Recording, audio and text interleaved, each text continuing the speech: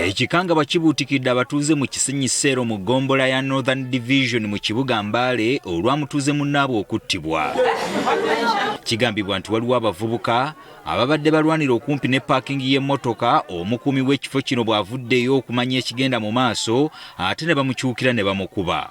Abavubuka ab'enywesanywesa ebiragalalagala bano ne bagenda munda ne bayingira nga waliwo owegundi ayagala kufuluma wabweru ono wa tipa afulumya tipa ne bamusalaako nga we boogera we bamusazeeko kye basazeewo batandise okumwataakinga ne bamukwata we bamukutte ne bamukuba katono omukazi wa muganda wange wavuddeyo n'agamba ati ate ono mukubira ki muganda wange lwavuddeyo n'agamba ono mumukubira ki basi ne bagwa ku musajja muganda wange ne bakuba n'ababadde bona ne bakuba. Wano Alisha Masabo agenza okulingiza ekigenda mu maaso kwe kulaba nga abantu bakakkanye ku bbanga bamukuba naye kwe kujja okwenyigira mu lutalo luno. Wano omu ku bavubuka wano wakwatidde ejjinja n'alikuba omukyalo ono mu kifuba ekimuviiriddeko okufa. Mukyala we abadde awo n'ajja ayambeko omwami ye gwe bakubye ejjinja era n'ava mu bulamu bw'ensi eno.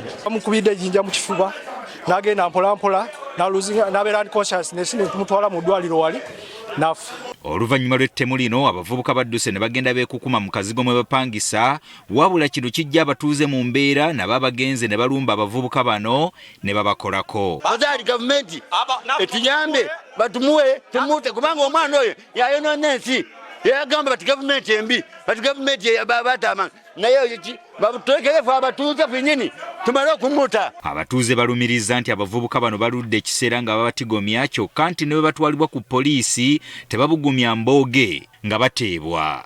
Nga batugamba nti omwana oyo ye alina eggumba limu mu mukono guno kati bw'akuba omuntu ye atabusi kale ebikolobero bingi byagenze ng'akola bamukwata batwalako ku poliisi. Fayiro zaabwe nnyingi bakuba abantu bakola ki banyaga amasimu bwe batyo bawangala mu kitundu kyaffe. Juzi yakuba omusirikale w'omu supermarket owulidde n'amukuba luli n'akuba omulala owulidde kati mbadde yadduka talabika kati ate okulabika bw'ati nataji nagenda okuta omuntu abadde nga yeyeeyita ye kamandi w'ababi bonna. Poliisi eyitiddwa bukubirire okutaasa embeera.